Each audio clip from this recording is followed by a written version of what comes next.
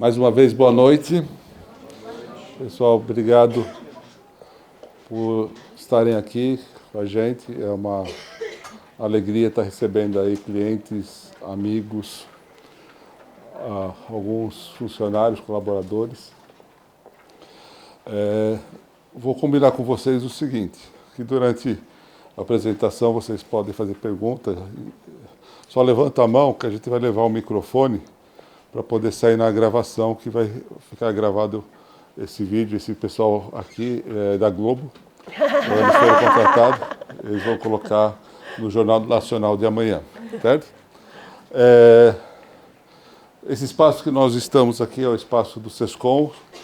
O SESCOM é o Sindicato das Empresas de Contabilidade, onde hoje eu estou como vice-presidente financeiro. O nosso escritório está aqui no 5º andar. Se alguém não conhece, também está convidado a conhecer depois que a gente terminar aqui. Lembrando que essa palestra nós estamos fazendo com o intuito de falar de uma coisa que ainda não está 100% aprovada no Congresso Nacional. A reforma tributária é uma reforma que foi aprovada, a PEC, que é a questão nas mudanças da Constituição, mas agora existem os projetos de lei que vão regulamentar o que foi mudado na Constituição Federal. Por que nós estamos fazendo antes de ter isso aprovado? Porque nós acreditamos que, de fato, ela vai entrar em vigor. Talvez com uma ou outra diferença do que nós vamos falar aqui, mas o cerne ou a base da reforma vai ser essa aqui que nós vamos conversar. E nós acreditamos que quanto antes nós começarmos a falar sobre o assunto, vai ser importante para os nossos clientes e para os empresários em geral. Bem rapidamente eu vou falar quem somos, o que é a CEGET, um pouco de história, evolução das informações, e aí entramos em dois aspectos da reforma. A doutora Patrícia vai falar dos aspectos mais legais, e eu falo, se ela deixar tempo, porque de manhã ela roubou todo o meu tempo, os aspectos práticos para isso. Como nós combinamos no convite, a palestra vai até às 11 da noite, certo? Não, no máximo 8h30, antes das 8h30 a gente termina, se a Patrícia se deixar. Para quem não nos conhece, então, hoje eu estou como CEO da CEGET, a Patrícia é responsável pela parte tributária, diretora técnica tributária e societária, o Marcelo da parte trabalhista e a Sara da parte operacional. São os nossos sócios na gestão. Fora eles, nós temos o Renan, o Pedro está aí. O Pedro veio agora de tarde, Pedro? Veio. O Pedro. E a Tabata, que cuidam da gestão.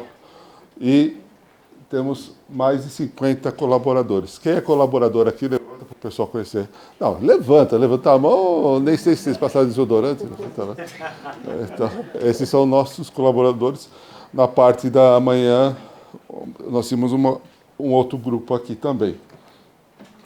Como que começou a história da CEGET? A CEGET foi do meu pai. Meu pai começou como office boy e com 17 anos ele pegou um empréstimo no banco e comprou uma carteira de clientes. Hoje de manhã, o filho de um dos clientes que estavam na primeira lista estava aqui conosco, quer dizer, 56 anos de cliente. O pai já faleceu, o filho continua nossos clientes aí. Éramos Fiscontal, era a marca do nosso escritório, houve uma evolução da marca, em algum momento nós fomos Grupo CEGET e hoje somos CEGET Consultoria.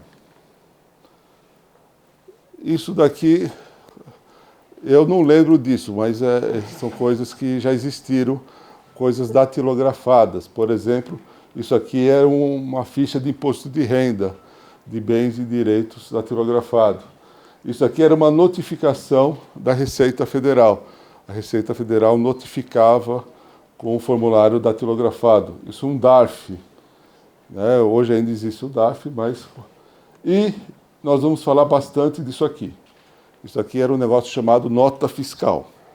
Nota fiscal tinha lá até 4 vias, onde o pessoal colocava carbono.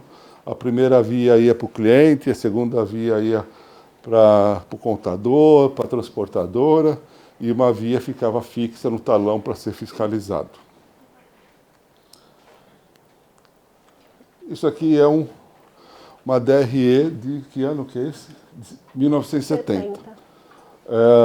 Onde tinha aqui aluguel, despesas. Um contador, provavelmente meu pai ou meu tio na época datilografaram isso, e isso era o documento que ficava esperando um fiscal aparecer. Já hoje, isso daqui é o mesmo balanço. Para vocês terem ideia do nível de detalhe, nós pegamos aqui de um cliente nosso, que é uma padaria. Se vocês, não sei se dá para ler daí, está escrito aqui, suco Del Valle, pêssego, 1 litro. Aí vem aqui, suco Del Valle, uva, chocolate Lacta Diamante. Ou seja, hoje, na contabilidade, vai extremamente detalhado o que acontece dentro das empresas.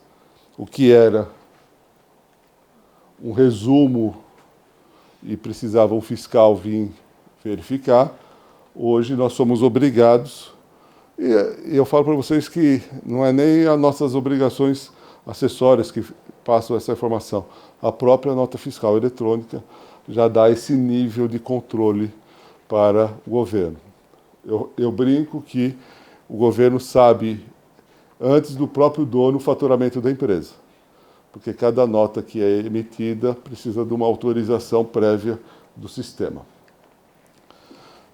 Com essa diferença das informações antes e como são agora, que nós vamos começar a falar da reforma propriamente dita, tá bom? Então a Patrícia vai falar para nós os aspectos legais. De vez em quando eu interrompo ela, mas não é por mal não, é que ela esquece das coisas.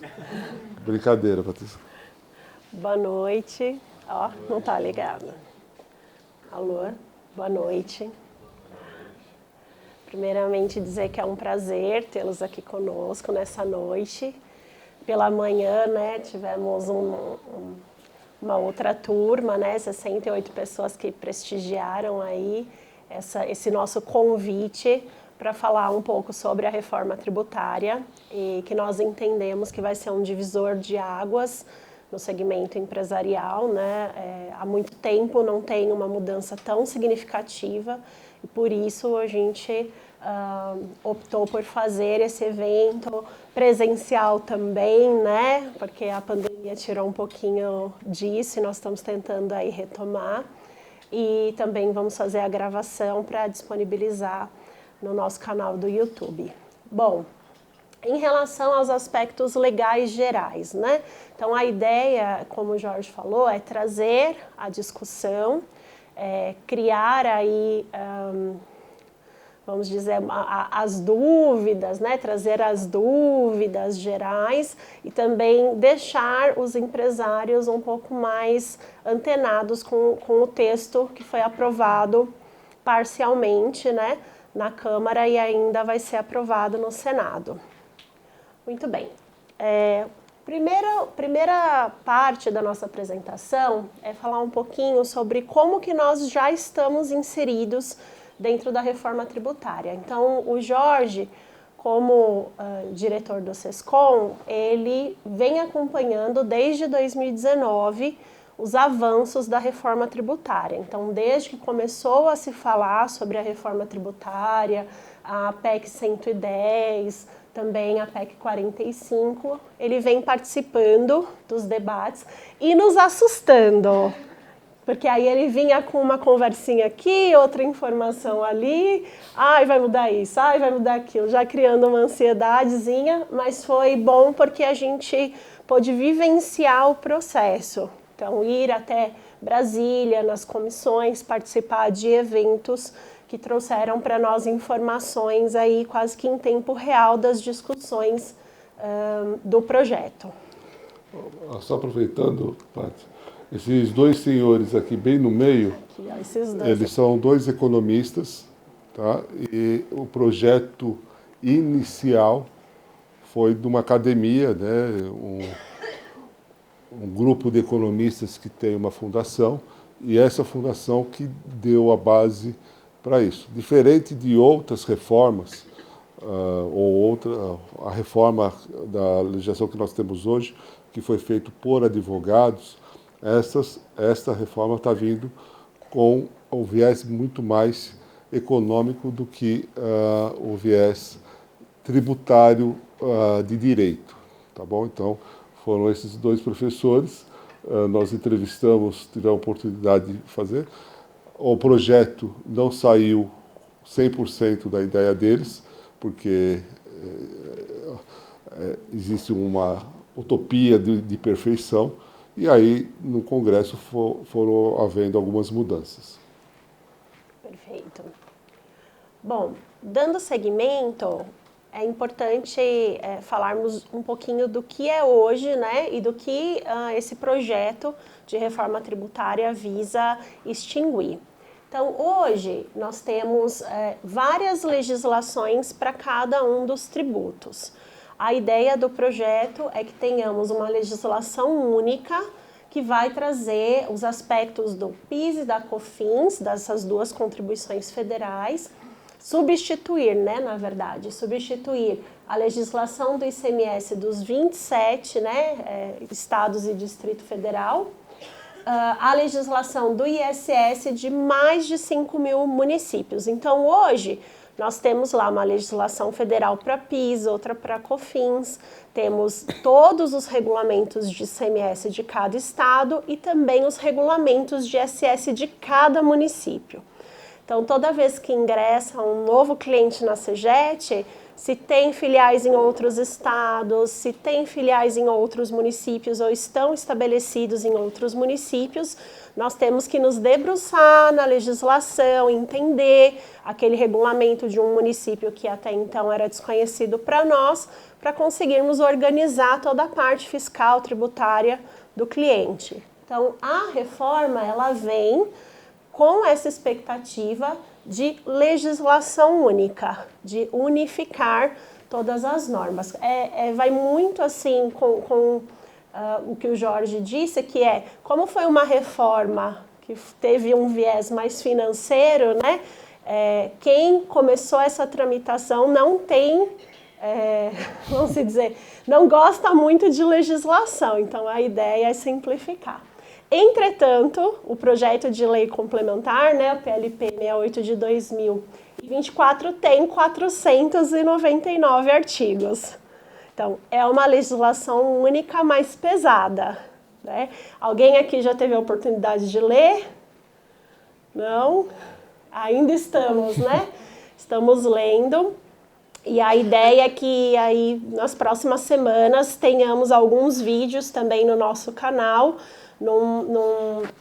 numa série que nós vamos fazer sobre a reforma tributária, falando com um pouco mais de qualidade sobre o texto. Provavelmente nós vamos esperar sair a lei aprovada, né? Para não criar confusão. Até perguntaram hoje de manhã, vocês vão disponibilizar esse material? Nós não vamos disponibilizar, justamente para não criar confusão. Porque pode ser que o que nós colocamos aqui, na hora do texto final, tenha alguma mudança. Assim que tiver o texto de fato aprovado, a gente vai montar o material e esses vídeos de trabalho. Perfeito. Bom, qual é a lógica geral da reforma? É a criação do que nós chamamos de IVA dual, que é o imposto sobre valor agregado, que já é praticado em diversos países, né, em que se agrega o valor da lucratividade e vai se tendo a margem no cálculo do tributo. Muito bem. Por que dual? Dual porque nós temos aí a criação de dois tributos. CBS, que é a Contribuição sobre Bens e Serviços, e IBS, que é o Imposto sobre Bens e Serviços. E quais outros tributos que eles vão substituir? No caso da CBS, ela vai substituir PIS, COFINS e IPI, exceto Zona Franca de Manaus. Então, a CBS vai substituir esses 3 tributos que hoje são administrados pela Receita Federal. Já o IBS, a função dele é a de substituição do ICMS e do ISS. Então, essa é a regra básica, CBS mais IBS. O que nós temos de diferente? Nesse aspecto federal, o imposto seletivo também está sendo divulgado na mídia, né, comumente tido como imposto do pecado. E aí nós vamos passar os segmentos que estão destinados a esse imposto, que seria um imposto extra, tá? Algo além da CBS e do IBS. Também há previsão de que os estados possam também instituir uma contribuição estadual.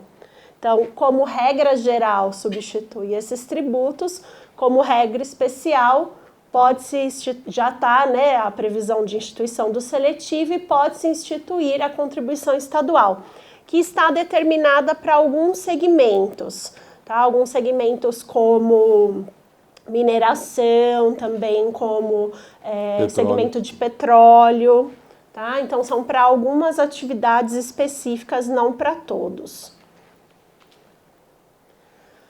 O que nós temos de mudança significativa também nessa criação da reforma desses tributos, CBS e IBS? É o fim do lucro presumido para PIS e COFINS. Quando a gente fala o fim do lucro presumido, é o fim daquele tributo cobrado em cascata, de forma cumulativa. Então, a primeira cadeia paga, aí a segunda cadeia adquire e paga de novo, a terceira paga de novo, né? Nós tínhamos a sistemática de débitos e créditos, temos, né, que é vigente ainda para o lucro real, ou quem recolhe a modalidade não cumulativa, mas essa tributação em cascata, que a gente chama, ela finda com a reforma. E também não há mais a separação entre produto e serviço.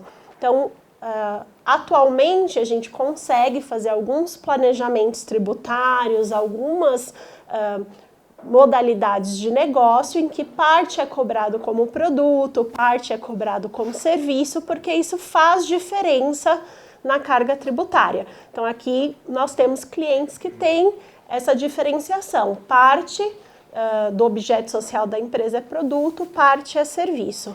Com a reforma, não tem mais essa separação, porque nós vamos ver que a alíquota é a mesma para ambos, então não existe mais essa separação. Só lembrando que hoje locação não é considerado serviço, né? Então hoje locação não paga ISS, que é o Imposto sobre o Serviço. A partir da reforma, a locação também entra nos bens e serviços. Isso tem um impacto bem grande, né? É um segmento aí bem explorado na sociedade que eles estão aflitos, né? Com esse texto, porque na maioria dos municípios era uma economia de 5%. Na alocação de imóveis, de bens móveis também. Bom, as alíquotas de referência. Muito se falou sobre a alíquota que esses tributos teriam, né? Esse conjunto desse IVA. Hoje, nós temos as alíquotas vigentes, salvo benefícios, tá? No lucro presumido, PIS e COFINS a 3,65%, no lucro real 9,25%, ICMS em ambos de 7% a 18%, conforme a seletividade, os estados. Alguns estados têm um fundo de pobreza, alguma coisa ou outra. E o ISS de 2% a 5%, que é a regra federal geral que os municípios obedecem.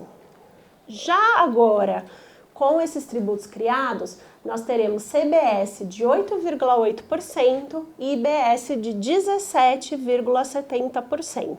Na somatória, 26,5%. Esse vai ser o teto, né? É o teto previsto, mas aí o Jorge gosta de fazer um comentário sobre isso. Se a legislação fala o teto, provavelmente vai ser o teto.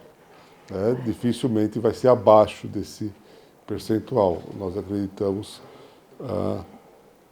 que as alíquotas devem ser fixadas nesses percentuais mesmo, já que a questão de arrecadação é uma questão importante para o governo. Exato, e muitas negociações foram feitas com estados e municípios para diminuir a guerra fiscal, e pelas concessões que foram feitas, a gente entende que a alíquota vai ser a máxima, né? Bom, embora nós tenhamos essa alíquota fixada, alguns segmentos tiveram a sua base reduzida e, consequentemente, a carga tributária final, a alíquota final. Então, o primeiro segmento que foi beneficiado foi o segmento das profissões regulamentadas e profissionais liberais, que sofreram uma redução de 30% e a alíquota efetiva vai ficar em 18,55%. Quem são esses profissionais liberais de profissões regulamentadas?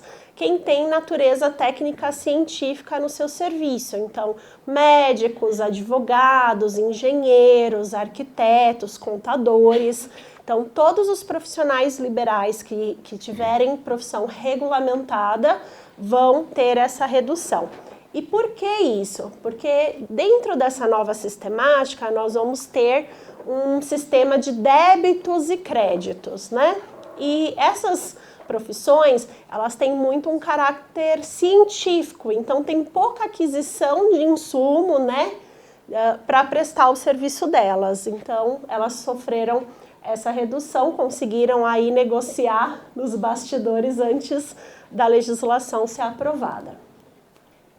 Outro segmento que também tem esse benefício, que é uma redução de 60% e uma alíquota de 10,6%, são segmentos de transporte coletivo, saúde, serviços de educação, eventos e mais alguns outros que estão previstos no artigo 9º. Então, também tiveram essa redução. A cesta básica, que era um item de muita polêmica, né? Ai, como vai ficar a cesta básica? Então, ela ficou com 100% de redução, não haverá tributação para a cesta básica, né? Para os produtos da cesta básica. Na mídia ficou muito aquela questão da carne, a carne vai ter redução, a picanha, não sei o que, entra ou não entra. Bom, o que foi realizado? Foi realizada a criação de uma cesta básica estendida. Então, a cesta básica com 100% de redução é a padrão nacional, e lá tem listado os produtos. E a cesta básica estendida é o que nós estamos chamando de cesta básica regional, que são alguns produtos que nas regiões do Brasil, né, como nós temos um país extenso, eles são consumidos de forma diferente. Então, por exemplo, no sul é muito comum que se consuma mais erva mate, né, para o chimarrão e tudo mais. Então, essa erva mate está na cesta básica estendida do sul. Ou, por exemplo, o charque, ou, por exemplo, a farinha de milho, né, para o Nordeste, que tem muito consumo de cuscuz, por exemplo. Então, nós temos essa criação da cesta básica estendida.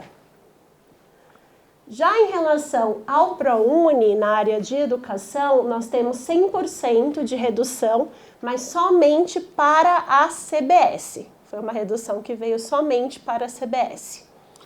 Patrícia, é bom lembrar que os médicos, clínicas médicas, vão entrar como saúde. Sim. E não como profissão liberal, tá? Os médicos vão ter o benefício. As clínicas são serviços de saúde. Então vão... Isso. Essas alíquotas que nós colocamos aqui são, se a alíquota for 26,5%, com a redução de 60%, a alíquota, vamos dizer, da saúde vai ser 10,6%, ou da educação vai ser 10,6.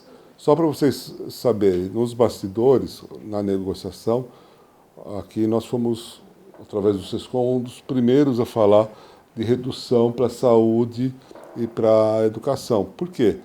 Porque é um serviço público, que já deveria ser, pela Constituição, gratuito para 100% da população.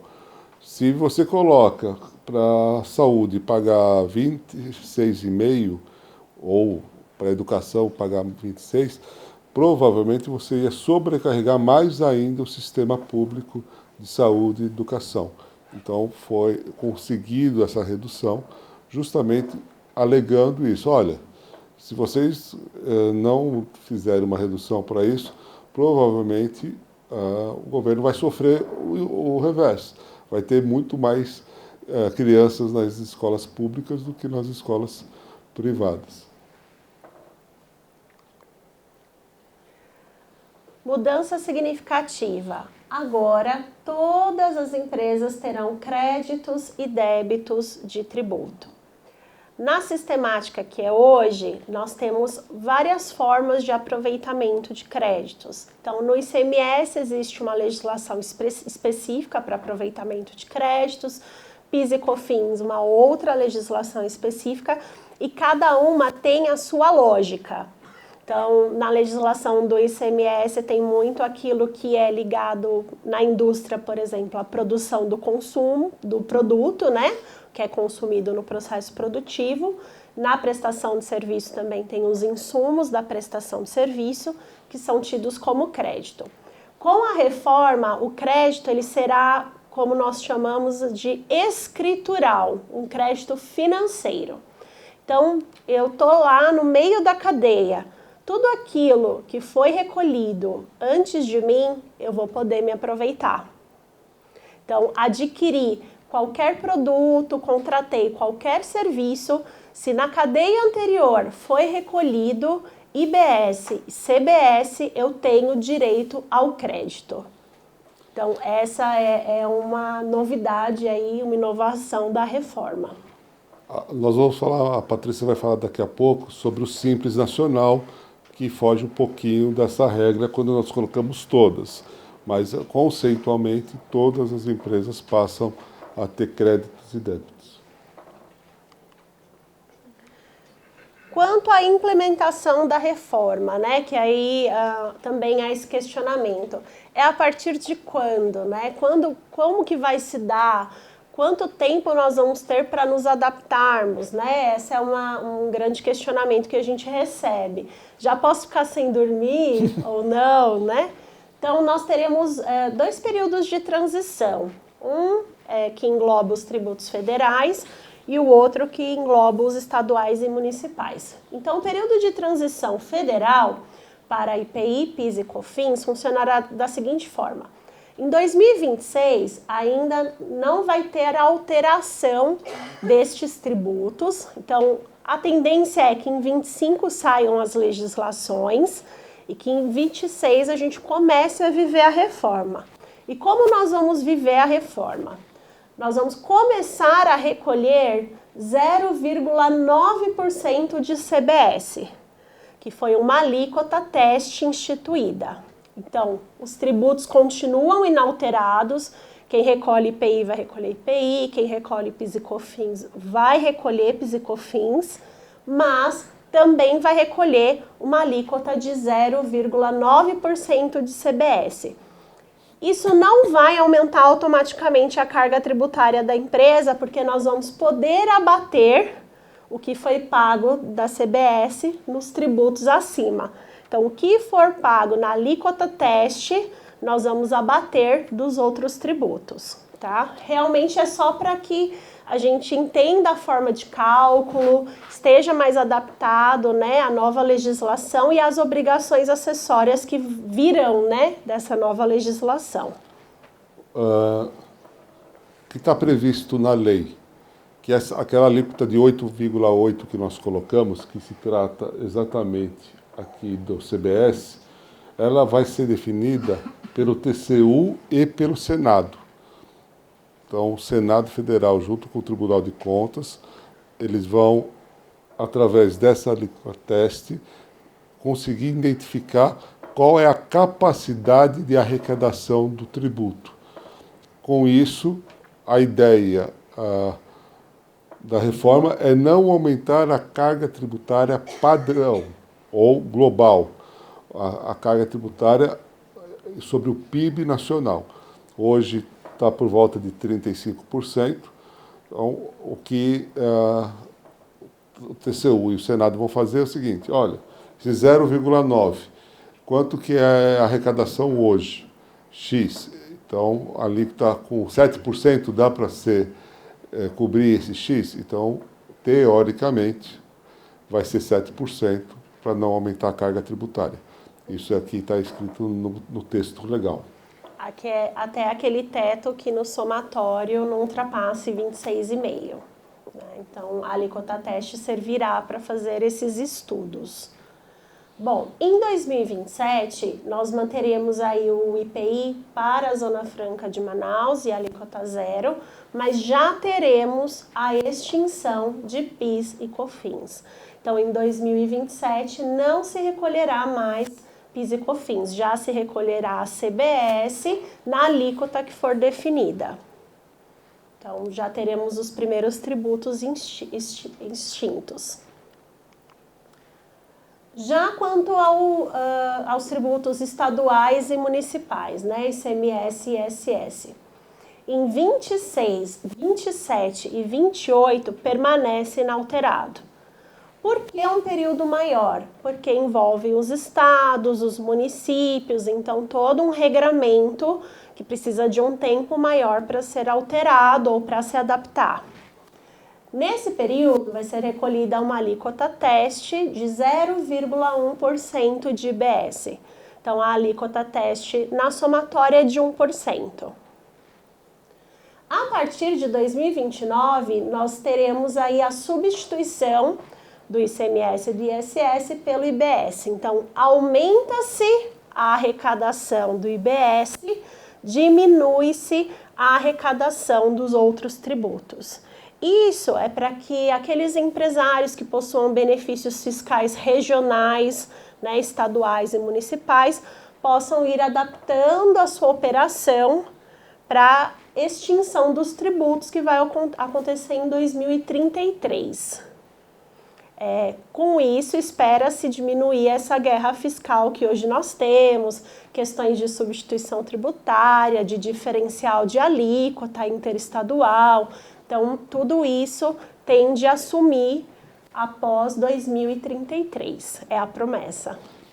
Vamos fazer um exercício. ICMS, 18%. Em 2029, eu tiro 10% de 18%. Então, eu tiro 1,8%, o ICMS vai ser 16,2%, se eu não errei o cálculo, e começo a pagar o IBS de 2,6%, que é a alíquota sobre 26,5%. E assim por diante. Eu vou tirando o percentual do ICMS e do ISS e vou aumentando o percentual da CBS, do IBS. Isso, então na alíquota que ficar definida, lá em 2029 paga-se 10%, depois 20%, 30%, 40% e 100%. A Patrícia falou dos benefícios fiscais.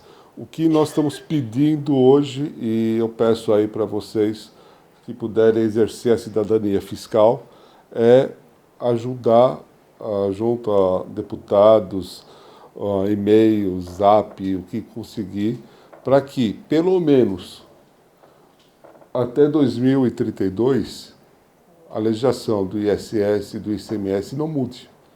Porque aí, você imagine, nós já vamos ter que conviver com dois sistemas, calcular duas alíquotas. Imagina que as prefeituras continuem mudando a legislação do ISS, que os estados continuem mudando, criando coisas do ICMS. Né? Não sei se vão sobreviver contadores e empresários até 2033, né? aí vai aumentar a loucura que já está, né? E é a lógica para que não cause insegurança jurídica, porque a ideia é que os empresários tenham esse tempo para calcular os seus custos, verificar como o negócio vai se adaptar, né, aos novos tributos. Então, se continuarmos tendo mudanças para que os municípios ou os estados aumentem uma arrecadação momentânea, será muito ruim para o processo. Então, vamos torcer para que não ocorra, né? Preocupações no período de transição. Algumas, né? Cada empresário vai ter a preocupação do seu segmento, nós como profissionais também teremos algumas outras. Então, primeiro, como será a convivência com os dois sistemas? Então, hoje as empresas de software já estão se mobilizando para tentar indexar lá no sistema deles uma nova modalidade de cálculo desses tributos, porque nós vamos conviver aí durante alguns anos com as duas sistemáticas de cálculo. Então, essa é uma preocupação nossa muito grande do período de transição. Segundo, teremos um aumento de obrigações principais e acessórias? O que vocês acham? A tendência é que aumente durante um período, né? E temos aí uma expectativa de que reduza ao longo do tempo. Na nossa vivência, demorou mais do que a gente gostaria que, por exemplo, algumas obrigações fossem extintas pelo e-social, né? Que algumas obrigações fossem extintas pelo SPED. Então, demorou muito mais do que a gente esperava. Então, eu creio que vai ser da mesma forma. Quer falar um? Não? Aumento do custo Brasil. A gente sabe, né, que a arrecadação, né, que o produto dos tributos, ele influencia no custo de vida da população, consequentemente no custo Brasil e no PIB. Então, por isso, toda essa manobra aí de alíquota teste para que o direito financeiro também se adeque à nova legislação tributária. Burocratização ou desburocratização? Essa é a dúvida, né? Vamos trabalhar mais, vamos trabalhar menos? Como vão ficar as fiscalizações, que hoje cada órgão tem o seu ente de fiscalização? Vai unificar, não vai unificar? Hoje nós lemos Caixa Postal Federal, Estadual, Municipal, Trabalhista. Vamos ter alguma unificação, né? Então, essa é a outra questão. Futuro incerto. Por quê? Porque isso é baseado em estudos, né? E pode acontecer o previsto, como pode não acontecer. Então, o futuro ainda para a gente é incerto. O que eu tenho certeza, que vai piorar muito antes de melhorar. Isso eu tenho certeza. A ideia é que piore bastante, assim, em termos, no geral, para as empresas, para o mercado. Existem algumas dúvidas, né? Que empresário vai investir no Brasil nesse período de transição? Como é que você vai investir em alguns segmentos que são de longo prazo? Quem vai fazer, sei lá, um imóvel que demora 10 anos para ficar pronto? Que custo que ele vai colocar na programação disso, né? Então, a questão da mão de obra na área tributária é uma preocupação muito grande. Nós acreditamos que vai subir muito o custo dessa mão de obra nesses 7 anos de transição. Por quê? Porque as empresas de softwares vão precisar de profissionais, as empresas em si vão precisar, os escritórios de contabilidade, o próprio outros segmentos que nós não falamos aqui, porque teve mudança no sistema bancário, vai ter mudança para outros segmentos. Então, existe um grande risco de um apagão de mão de obra tributária aí nesses 7 anos. A gente já vivencia na prática algumas questões, né, do segmento contábil. Quem quer estudar isso daqui, né?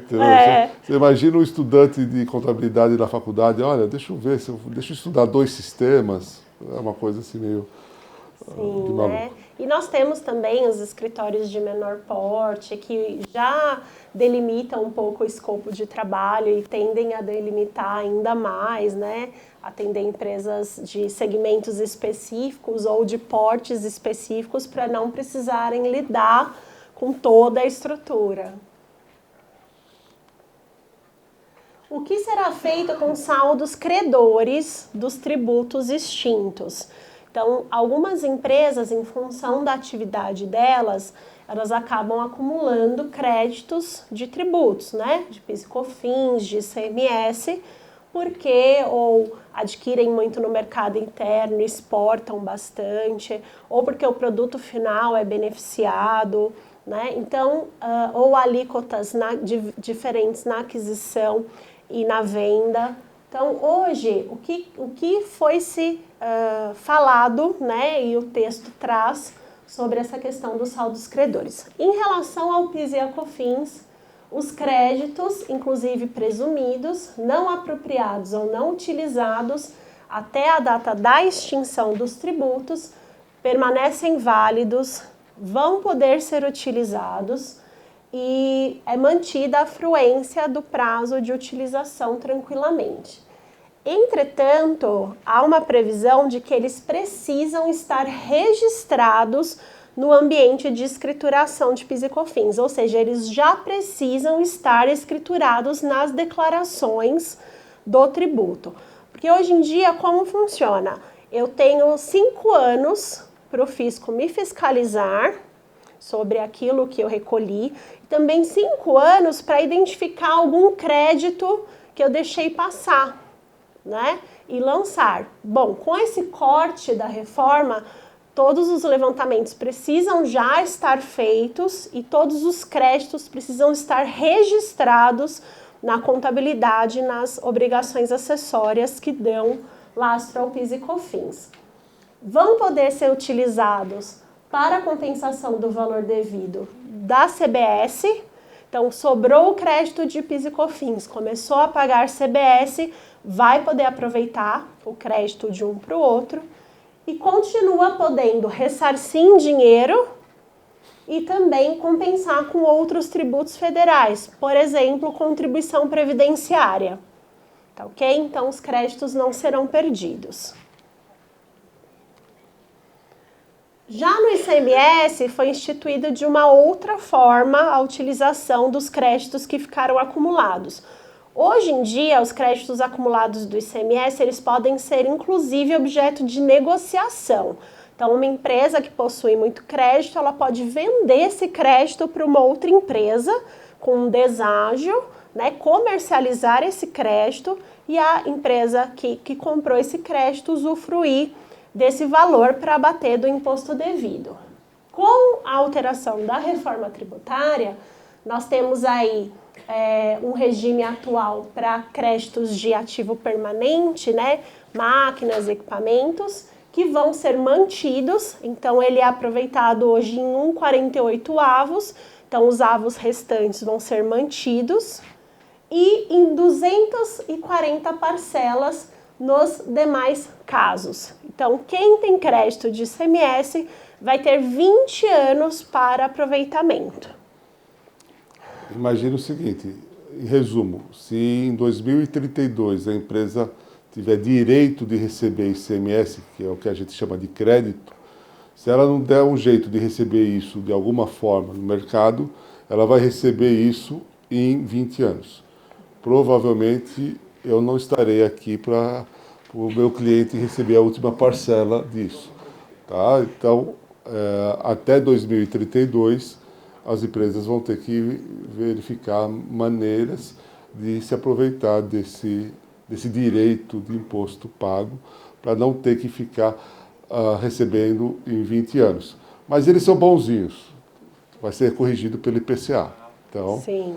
é uma aplicação que você vai ter aí para receber suas parcelas de 20 anos. Mas o pessoal lá do fiscal, lá do fundão, tá pensando, ai meu Deus, 20 anos controlando esse crédito, né? Um sofrimento.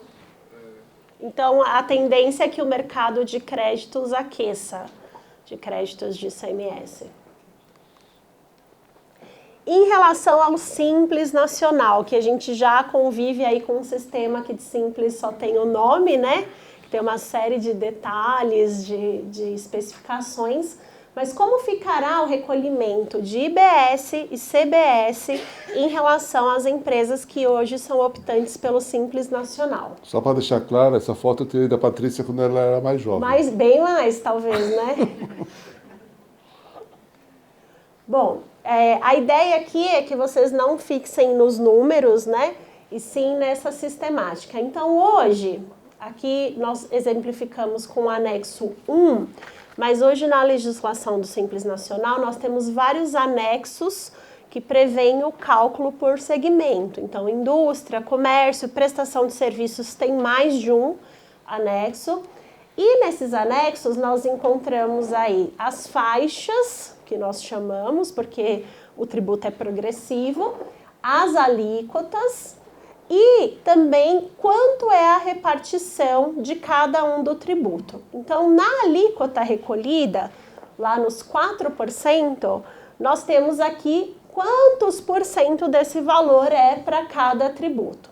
Então, dentro do Simples Nacional, nós temos aí previsão de recolhimento hoje de PIS, COFINS, imposto de renda, contribuição social sobre o lucro, contribuição previdenciária patronal, que é a cargo do empresário, e ICMS ou ISS e IPI, conforme as atividades.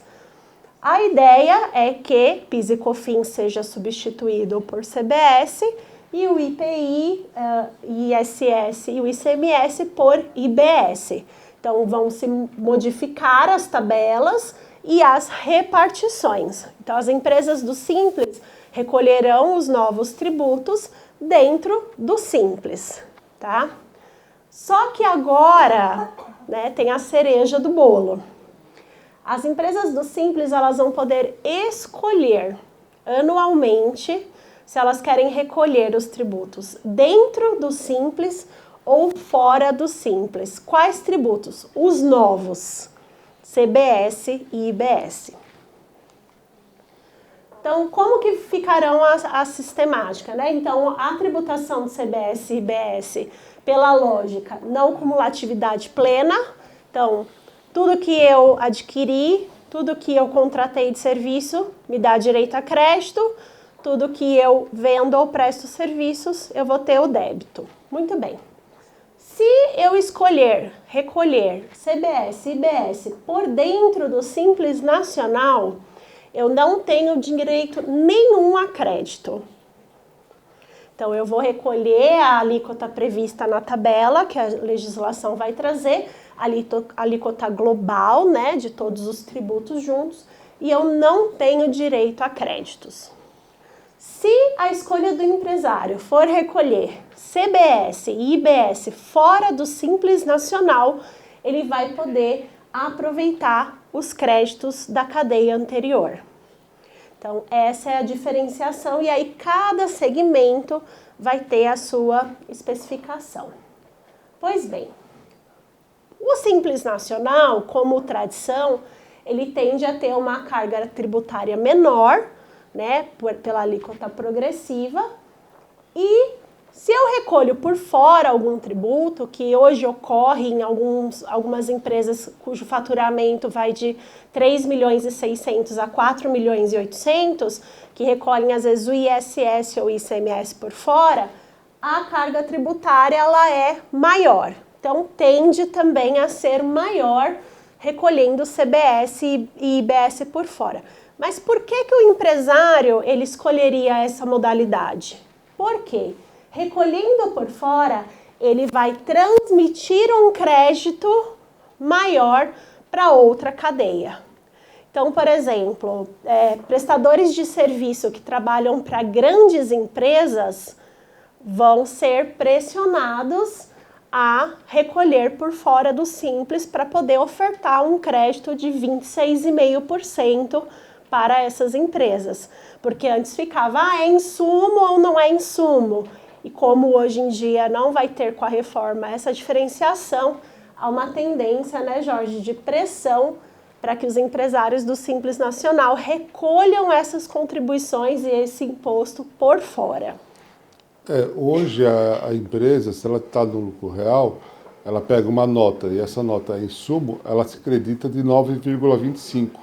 Não importa quanto que o prestador de serviço pagou de imposto. Uhum. No sistema novo, volta um pouquinho, Paty, só por favor na tabela. Se seguir a mesma proporção aqui,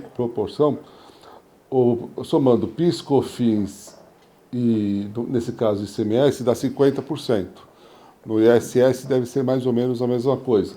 Então, se a empresa do Simples pagar 4%, ela só vai transferir 2% de crédito. 2% de Então, crédito.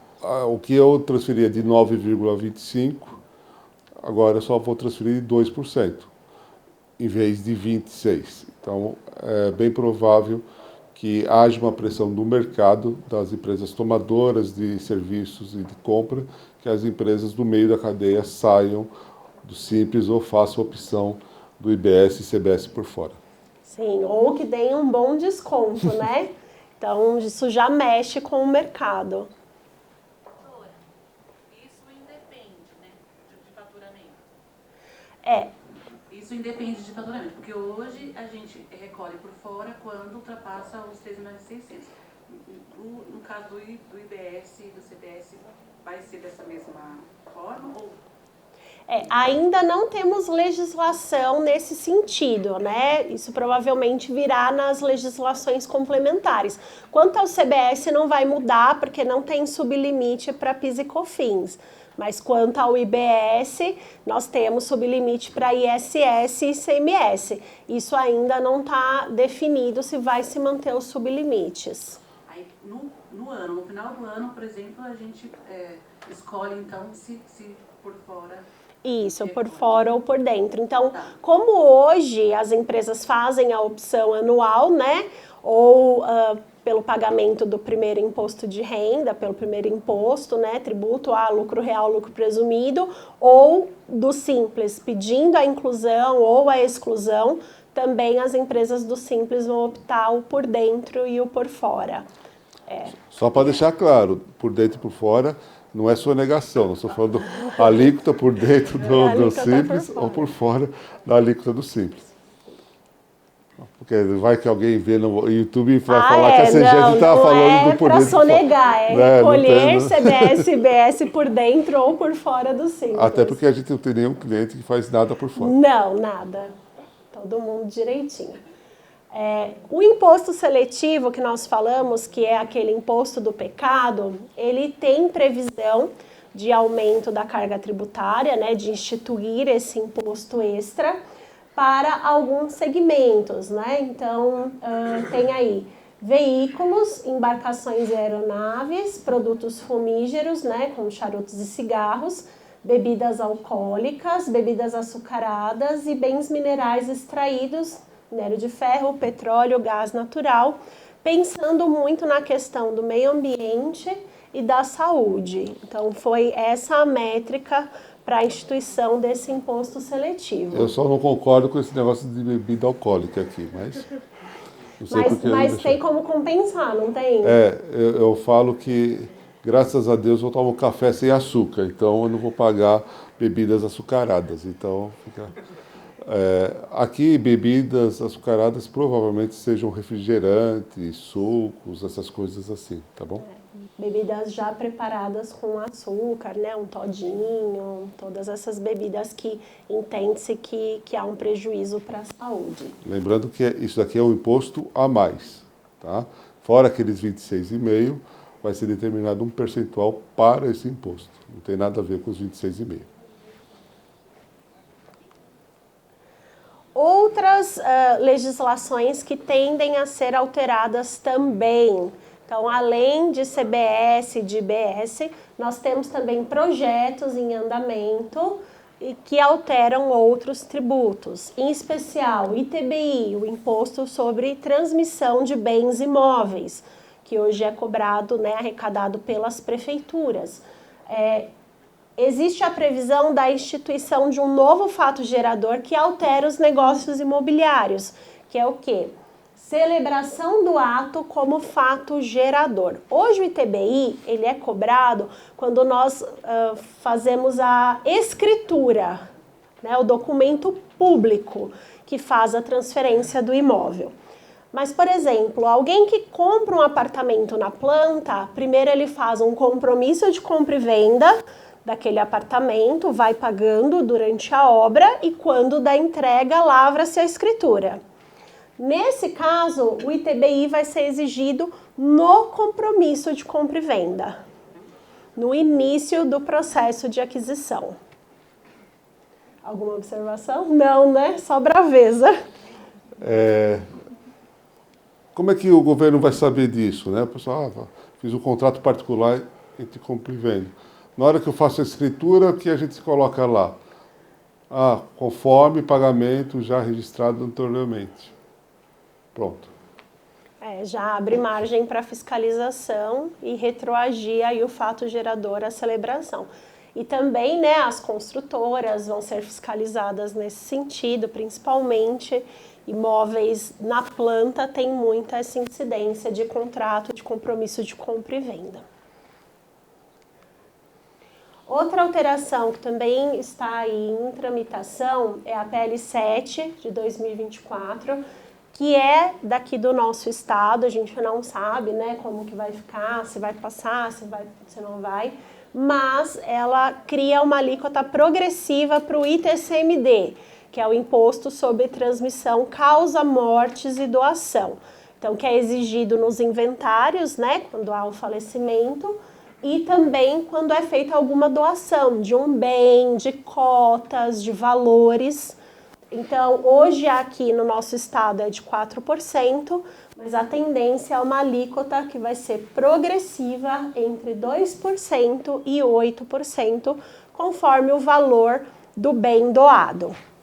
Então, na primeira faixa, que vai até 350 mil, será uma alíquota reduzida de 2%, mas de 350 a 3 milhões já é a alíquota que é vigente hoje de 4%.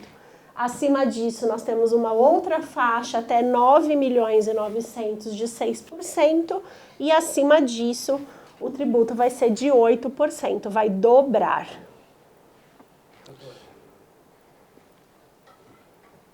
Mesmo é proposto pelo Estado de São Paulo, mas de abrangência nacional. Não, esse é um tributo que, pela regra constitucional, ele é estadual. Isso, então a pergunta dele foi, é um projeto de São Paulo, mas vale para o Brasil todo? Não, por enquanto a tributação do ITCMD ainda é de caráter estadual. A única coisa que vale para o Brasil todo é o que foi...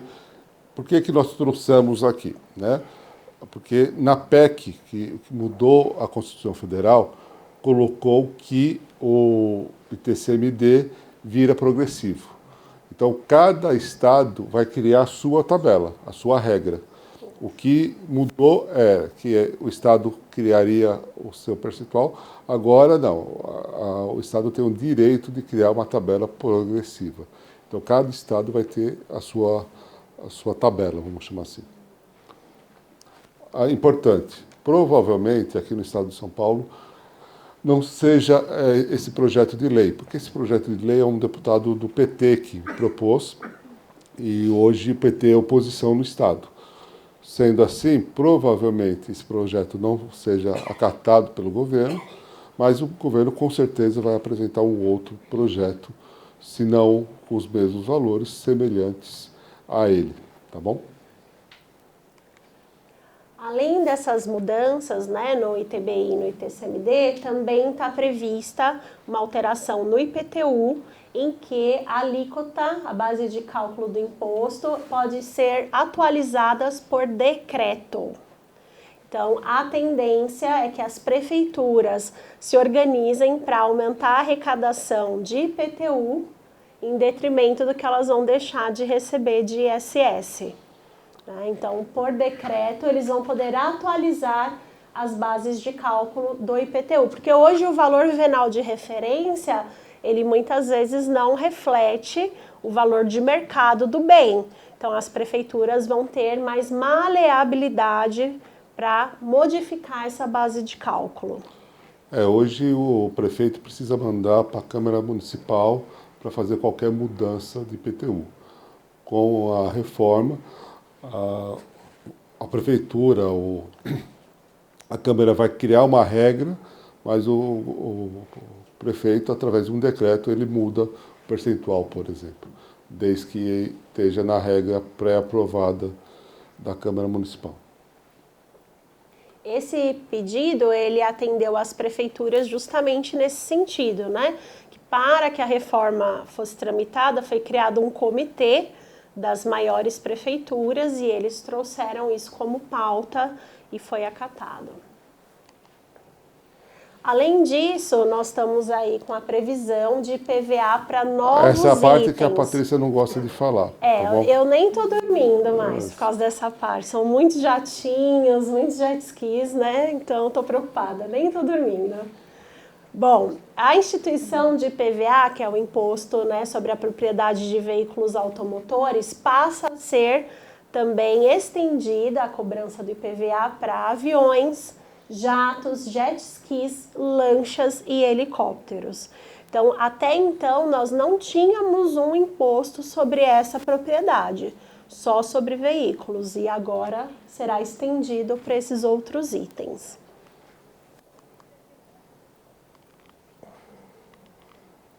Agora nós vamos falar um pouco sobre os aspectos práticos, aí o Jorge vai trazer aí os aspectos mais financeiros da reforma. Na verdade, eu vou trazer só boa notícia, porque vocês viram que a Patrícia só trouxe má notícia, não foi? Ela é aquela pessoa que só traz coisa ruim pra gente, tá? Ô, louca! Isso não é verdade, né? Não, não é verdade, coitada da Patrícia.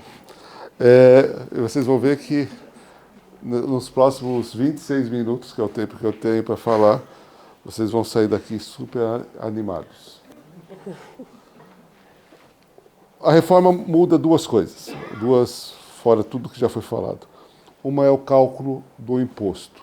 O imposto passa a ser por fora do valor ou por fora do preço. Hoje nós calculamos, quando nós vemos o preço do produto ou serviço, lá dentro já está embutido o imposto. A partir de agora, o cálculo do imposto é por fora do preço. Eu vou dar exemplos aqui para vocês. Uma outra questão é a questão de origem e destino. Hoje, nós pagamos imposto na origem.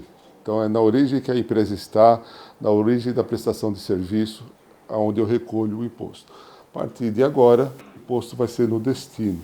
Quem vai receber o IBS e CBS não vai ser a cidade onde está a empresa localizada, e sim onde está o cliente da empresa, a pessoa física que vai ser, a cidade da pessoa física que vai receber o imposto. Mas para nós o que mais interessa é o preço por dentro e o preço por fora. Como funciona hoje? Vamos pegar exemplos bem simples para a gente poder fazer de cabeça, tá bom? Aqui não estamos levando os cálculos de créditos para não complicar o exercício mental. A ideia aqui é o seguinte: eu tenho um prestador de serviço que tem um preço de R$100. Hoje ele está no lucro presumido e paga 5% de ISS, ou seja, ele tem 8,65% de impostos. Quando nós fazemos isso, o que sobra no caixa desse prestador de serviço? R$ 91,35, que é o que nós chamamos de receita líquida, né? Receita menos os impostos sobre o faturamento. Se eu fizer esse 91 sobre os 8, eu vou descobrir que a minha alíquota efetiva é 9,47. Então, se eu fosse fazer hoje a alíquota por fora, né, eu teria 9,47 em e não 8,65. Como vai funcionar na CBS? Vamos imaginar que eu queira ficar com o mesmo valor de 91,35 para continuar ganhando o que eu já ganho hoje. Eu vou aplicar os 26,5, vou recolher 24,21, continuo ganhando a mesma coisa, só que o meu preço de venda vai para 115. O prestador de serviço vai ter um aumento no seu preço final de 15%. Nesse exemplo aqui, cada empresa vai ter a sua realidade, mas no geral, os prestadores de serviço vão sofrer um aumento no preço do seu serviço para o cliente final. Comércio. Substituir o ISS de 5 por ICMS de 18. Só isso. Então, de 100, vou pagar R$ 21,00 de imposto. O que sobra no meu caixa? R$ 78,35. Hoje, a minha alíquota efetiva já é 27,63.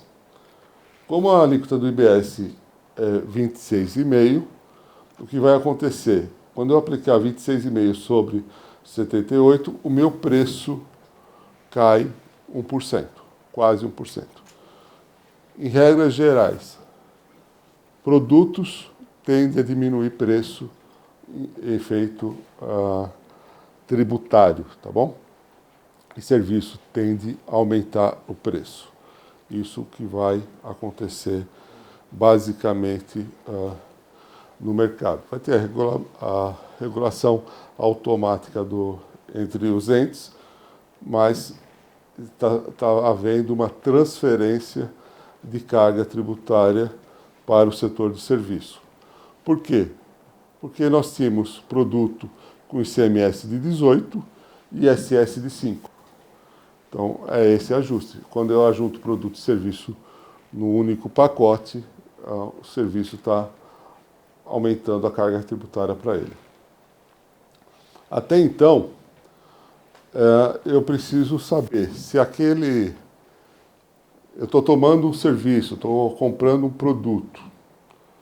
Hoje eu como comprador ou tomador desse serviço, eu preciso analisar o meu regime tributário para saber como que aquilo que eu estou comprando, aquilo que eu estou adquirindo, se aquilo é uma despesa, se aquilo é custo, ou conhecido como insumo. Se eu sou empresa do Simples, se eu sou empresa do lucro presumido, qualquer coisa que eu adquiro é despesa. Pago 100, meu custo é 100. Se eu sou uma empresa do lucro real, eu vou verificar, faz parte da minha operação? Então vamos pegar aqui o exemplo de contabilidade.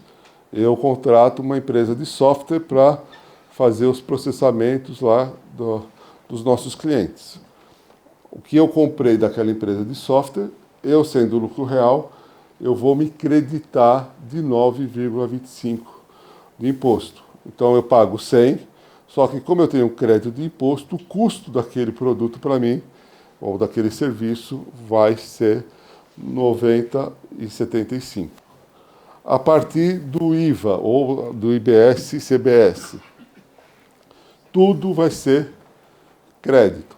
Ou seja, não importa se eu sou presumido ou sou real, como a Patrícia já disse. O meu preço vai aumentar, 115, mas eu vou gerar crédito de 24. O meu custo vira 91,35.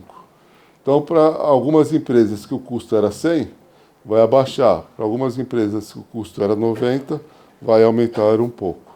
Cada caso vai ser um caso. O importante, posso tomar crédito de tudo que eu consumi dentro da empresa, desde que não seja empresa do Simples que eu esteja comprando ou contratando. Não posso usar quando? Se essa despesa for para os sócios. Então, se eu não posso pegar a compra de mercado e jogar para dentro da empresa para querer aproveitar crédito de CBS. Não adianta eu ir lá no atacarejo e pedir para emitir a nota no CNPJ da minha empresa. Eu não posso usar esse crédito se eu não for um restaurante. ok? Porque se ficar claro que aquela despesa, o uísque do sócio,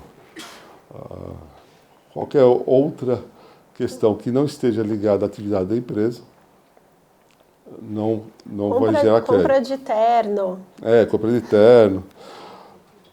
Importante, uma despesa muito grande para as empresas de serviço, folha de pagamento. Folha de pagamento não gera crédito. Folha de pagamento é uma despesa. O funcionário paga CBS? Não. O funcionário paga Previdência Social. Hoje, uma das grandes discussões que nós temos é justamente para pedir a desoneração da folha de pagamento. Porque as empresas de serviço, além de estar tendo aumento da carga tributária, ela não tem como se creditar do principal gasto dela, o principal insumo dela, que é a mão de obra. Eu, particularmente, se não houver uma mudança na legislação trabalhista, vai aumentar muito mais ainda a pejotização. A tendência é que as empresas tirem CLT e contratem PJs. Por quê? PJ vai gerar crédito. Isso daqui é a coisa mais fácil que tem. Alguém já ouviu esse termo em inglês aqui, ó? Split payment. Alguém já ouviu esse termo? Quem conhece? Quem já fez compra no Marketplace? Todo mundo já fez Shopee, Mercado Livre, tem aqueles negócios. Como é o imposto da blusinha lá que o Lula falou? Taxa da blusinha. Mas todo mundo já várias fez plataformas, né? Amazon, qualquer Mercado Livre, Amazon. O que você faz? Você passa seu cartão de crédito e compra um produto. Naquele preço que você pagou, um percentual vai para o vendedor e um percentual fica para a plataforma. 10%, 15%.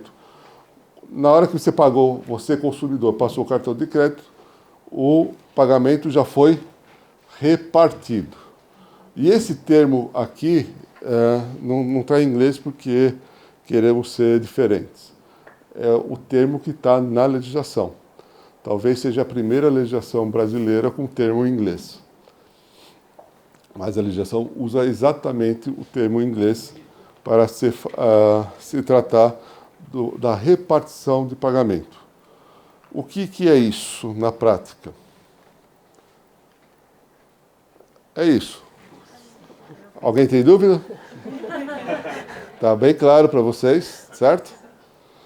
Tá. O que acontece? Um tal de Miguel Abuhabi é um empresário, teve empresas de softwares. Nesse lado, ele foi chamado para estudar o problema do sistema tributário brasileiro. E ele chegou a essa conclusão. Em azul é o que nós chamamos de causa raiz, o que ele identificou que causam problemas do sistema brasileiro. Eu vou falar só 3 aqui rapidamente.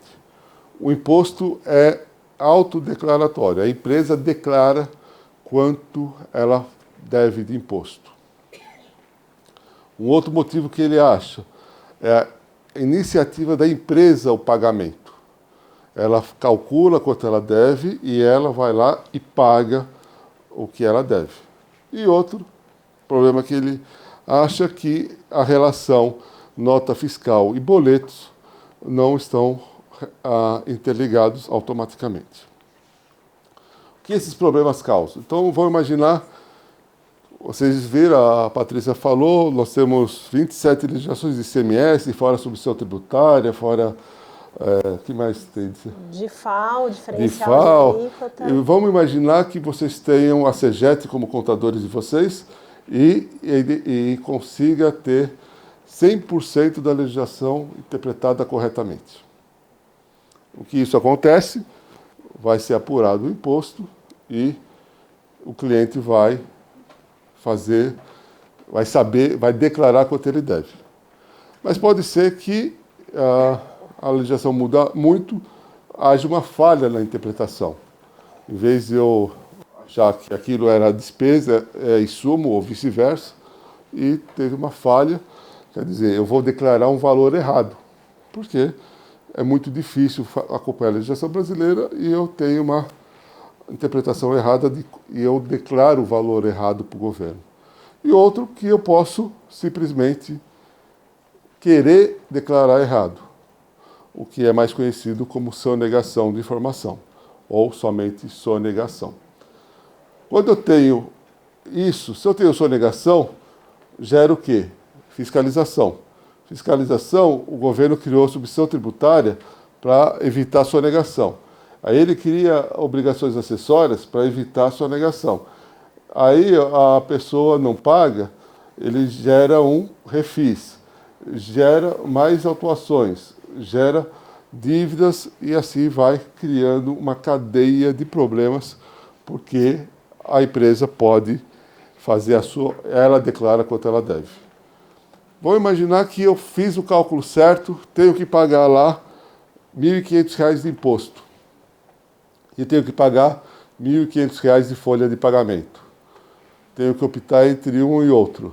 O que o empresário vai optar? Pagar a folha de pagamento, certo? Aqui, graças a Deus, a gente não tem clientes desse jeito. Mas tem muito cliente que pergunta assim, quando vai ser o próximo refis? Né? Por quê? Porque ele deixa de pagar, né? Ele deixa de pagar pensando já no refis que ele vai ter daqui a alguns anos. E aí ele, que a gente chama, se financia com os impostos, ou com a falta de pagamento dos impostos. Por causa disso, o governo criou o que nós chamamos de certidão negativa. Certidão negativa é o quê? Porque as empresas têm a opção de pagar ou não. Existe certidão negativa justamente para comprovar, para obrigar, entre aspas, o empresário a pagar o imposto.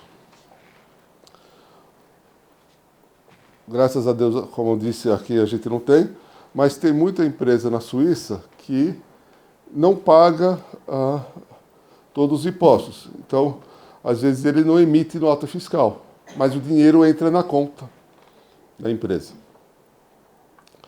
Não tem lastro entre a nota fiscal e os boletos que a gente emite.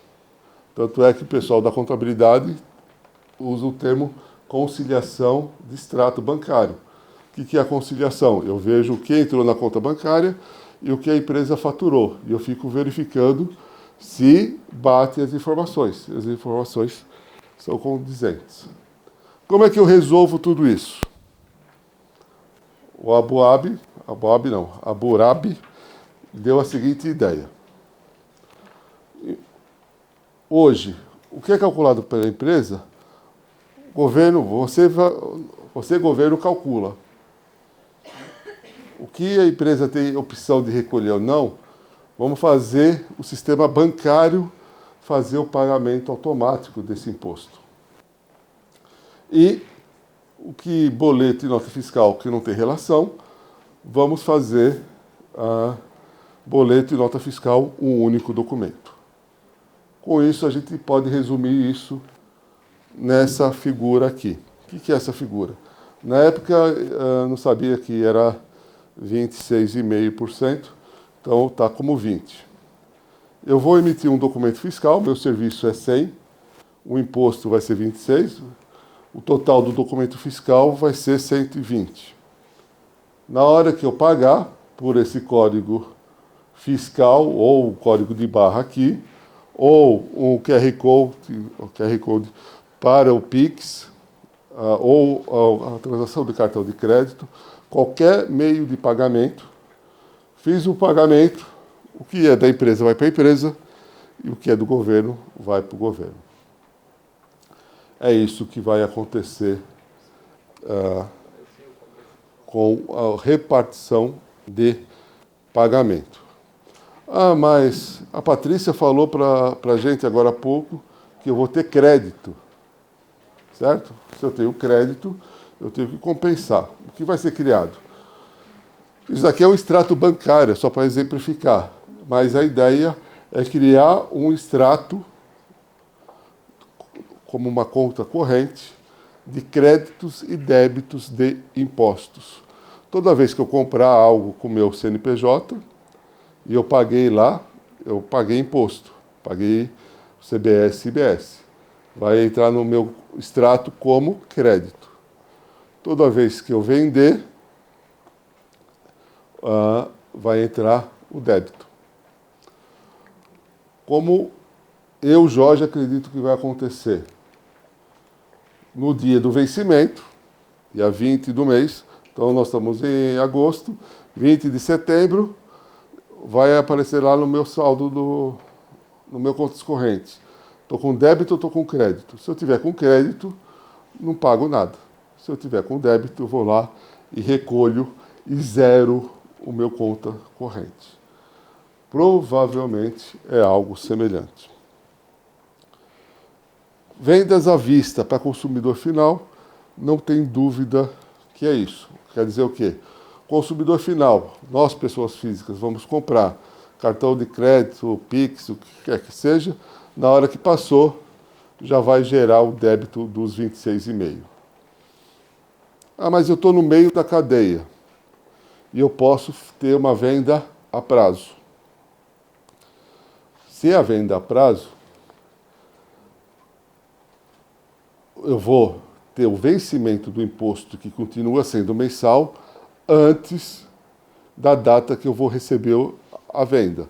Então vamos imaginar que eu preste o serviço agora em agosto e emita um boleto para receber daqui 60 dias, que eu vou receber lá em outubro. O boleto vai ser desse jeito, não tem opção, tá? Vai lá, vai ser o valor do meu serviço, o valor do imposto, o boleto vai sair assim. Só que o vencimento desse boleto vai ser lá em outubro. Quando é que eu devo o imposto? Em setembro, porque eu estou no mês de agosto, a competência é agosto. A contabilidade, o departamento fiscal vai ter que apurar esse imposto e mandar. Imagine que não tenha crédito nenhum, tá bom? Mas só para a gente exemplificar. Eu vou lá no dia 20 e recolho o imposto desse boleto. Quando chegar lá em outubro, você acha que vai ser mais ou menos a risada? Não sei. Lá em outubro, o que vai acontecer? O cliente pagou. Eu já paguei o imposto. Quando o cliente pagar, eu estou pagando imposto 2 vezes. O que está escrito na lei? Que o governo vai devolver esse imposto em 3 dias. Não sei porque toda vez que eu falo isso, todo mundo dá risada. Né? E essa palestra aqui, pelo sindicato, a gente já fez para vários contadores no estado de São Paulo inteiro. E mesmo os contadores dão risada, não sei porquê. Mas está escrito na legislação que 2 formas. Ou ele te devolve em 3 dias, ou o próprio sistema do banco vai identificar que a empresa já pagou imposto sobre esse documento fiscal e, em vez de transferir os 20 para o governo, transfere os 120 para a empresa. Então, a legislação prevê as 2 formas, a devolução em dinheiro ou o acompanhamento pelo sistema bancário e transferindo o crédito total para a empresa. E vai precisar ser um baita sistema, né? Para já checar que a empresa tem crédito no conta corrente tributário, checar que o tributo já foi recolhido daquela nota e transferir o valor integral a ser pago. Então, esperamos aí um mega sistema aí de conta correntes de créditos e débitos tributários. Vai sair esse sistema? Vai.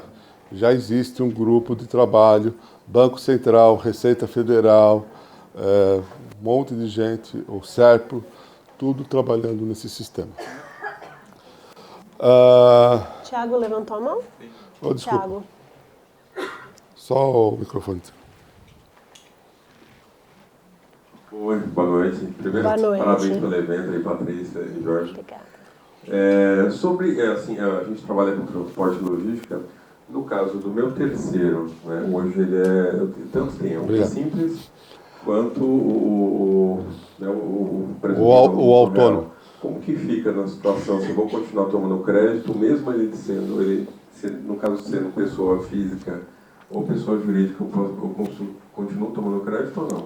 Pessoa jurídica, se for simples, naquela regra que a Patrícia falou, percentualzinho que vai ser determinado. Se ele pagar 10%, 5% ele vai ter gerado de crédito. Se for transportador autônomo, que é o seu caso, existe uma previsão do crédito presumido, tá? De 50% do valor. Então, existe uma previsão para autônomos, agricultores, pessoal de reciclagem, existe previsão de crédito presumido. Então, a legislação vai trazer um percentual, só para vocês entenderem, uma transportadora, ela contrata um caminhoneiro, pessoa física, com o caminhão dele para transportar. Ele não paga CBS, IBS. Então, para esse caso, existe uma previsão de presunção de crédito. Então, vai vir um percentual de presunção para os caminhoneiros autônomos. Tá? Caminhoneiros autônomos e agricultores. Tá bom? Aqui, o que entra na nossa conta corrente hoje? Hoje eu não tenho nenhum controle entre os débitos que entram na minha conta corrente com as notas fiscais. Eu tenho que fazer esse controle paralelo. No momento que eu tenho isso amarrado nos boletos, tudo que entrar na minha conta que não tiver o documento fiscal correspondente, eu vou ter que justificar. Porque eu posso depositar na minha conta outros valores. Por exemplo, o sócio pode emprestar dinheiro para a empresa. Tá? Mas todo o dinheiro que entrar para a empresa, que não seja através de um lastro fiscal, que é aquele boleto, provavelmente ou vai ser no próprio ato de depósito, você vai ter que justificar um código qualquer lá na transferência, ou vai ser criada uma outra obrigação acessória para que as empresas justifiquem outros débitos na sua conta, outros créditos na sua conta sem o documento fiscal. Lembrando que em alguns segmentos essa questão de circular, né, dinheiro de terceiro é bem presente, então segmentos ligados à logística, comércio exterior, né, despachantes aduaneiros, agentes de carga, eles acabam recebendo do cliente um valor global da operação e eles vão pagando frete, vão pagando armazenagem, né? E depois prestam contas. Então, esse dinheiro de terceiro que passará na conta da empresa agora vai ter um controle maior sobre isso, porque não vai ter mais aquela conciliação entre o boleto, o PIX, né? E a nota. Já vai ser integrado o meio de pagamento com o documento fiscal. Em resumo, o que hoje nós fazemos dentro da contabilidade, dentro do nosso escritório, né, o governo vai fazer isso automaticamente. Pergunta, vai estar funcionando em 2026? Provavelmente não. Mas em 2026, provavelmente vai ter um campo a mais na nota fiscal, que é o preço por dentro e o preço por fora. Porque, lembra que a Patrícia não falou que vai ter uma alíquota referência? 0,9, 0,1? Esse 0,9, 0,1 não é sobre o preço que a gente tem hoje. Naquele nosso exemplo lá de R$100, o preço era 78 lá do comércio.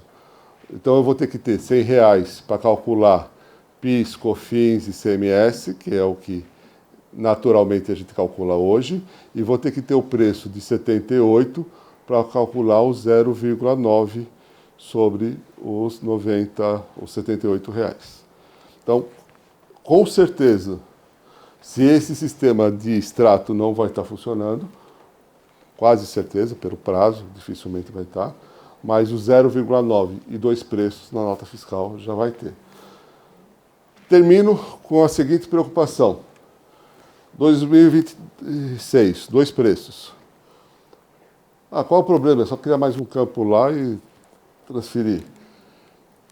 Nós sabemos que muitas empresas usam a margem de impostos, planejamento tributário, para negociação. E eu vou ter que abrir o meu preço sem impostos. Isso para o meu cliente, isso para o meu concorrente, né? Porque eu vou ter lá o preço com o imposto e o preço sem impostos. Vai gerar o quê? Muita negociação e muita preocupação em termos de transparência desse preço com o meu cliente e com o meu fornecedor. Desde que se esse meu fornecedor é simples, não é? E a questão é o seguinte, do meu preço hoje, sem impostos, aplicando os novos percentuais de IBS e CBS, meu preço vai ser competitivo no mercado? Essa é uma questão. Quanto que do meu negócio, lembrando que mesmo que isso daqui não funcione em 26, funcione em 27 ou 28, não importa, em algum momento isso aqui vai funcionar. Se 100% da minha receita, 100% do que entrar na minha conta, eu tenho que ter documento fiscal para isso, a minha empresa sobrevive com todos os recolhimentos adequados dos impostos?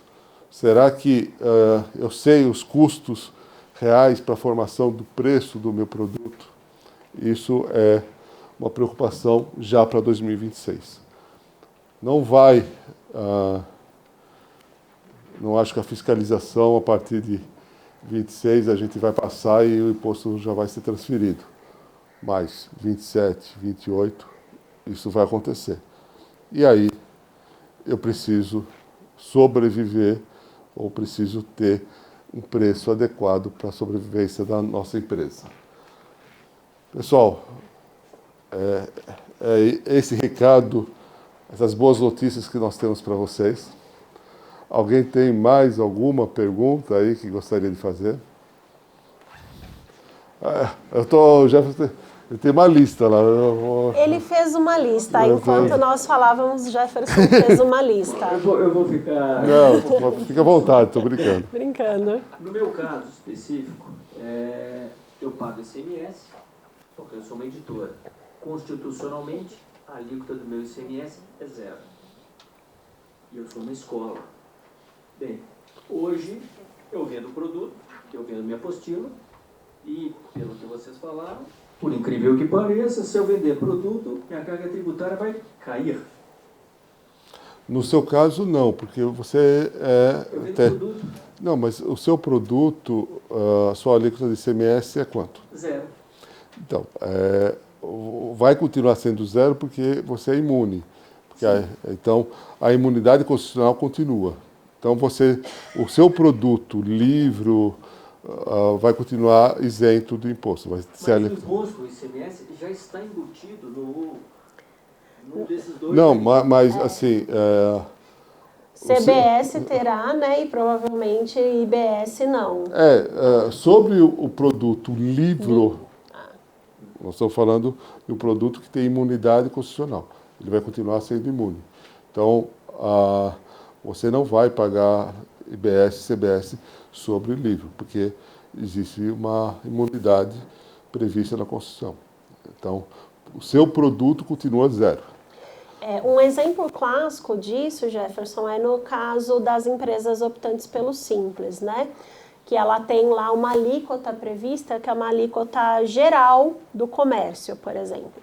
Mas, se aquele item tem uma imunidade, é retirado aquele tributo da alíquota do Simples global. Então, deve obedecer a mesma sistemática, né? Aquilo que é imune, que é constitucional, que não teve alteração na PEC, né, no projeto que trouxe a emenda, vai continuar beneficiado. Então ele sai do cálculo.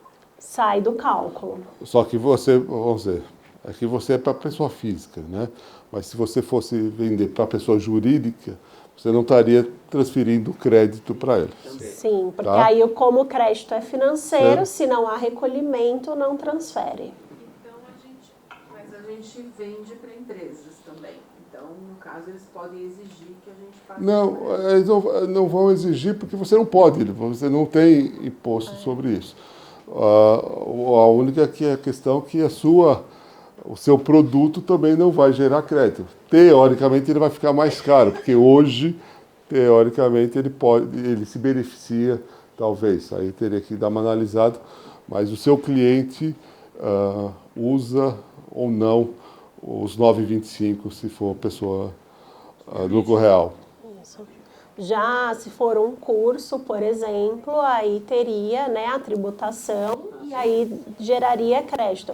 E aí a pessoa jurídica que contratasse, né, esse curso também absorveria esse crédito. Física, não. Não. O consumidor final, a gente diz que ele sempre paga o preço, né, porque ele paga o tributo por fora, ele vai recolher, né, o tributo por fora. E ele não tem direito a acreditar-se de nada, então ele paga o preço cheio.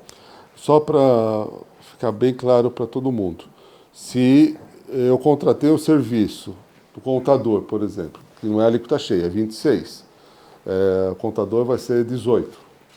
Eu só vou acreditar do que o contador pagou e não os 26. Tá? Eu só me acredito do que de fato foi pago no produto ou no serviço que eu contratei ou comprei. Tá? Não é mais pela minha alíquota. Eu vou pagar 26. Né? Na hora que eu vender, o correto não é falar que a empresa não paga imposto. Tá? A empresa recolhe imposto. Quem paga imposto são as pessoas físicas. Nesse tipo de imposto que nós estamos, tributos que nós estamos falando aqui. Então, quando eu vender para a pessoa física, se o meu produto ou serviço for 26,5, a pessoa física vai recolher lá 26,5. Eu vou recolher menos o que eu me creditei. Vou me creditar do quê? Tudo que eu paguei para os meus fornecedores.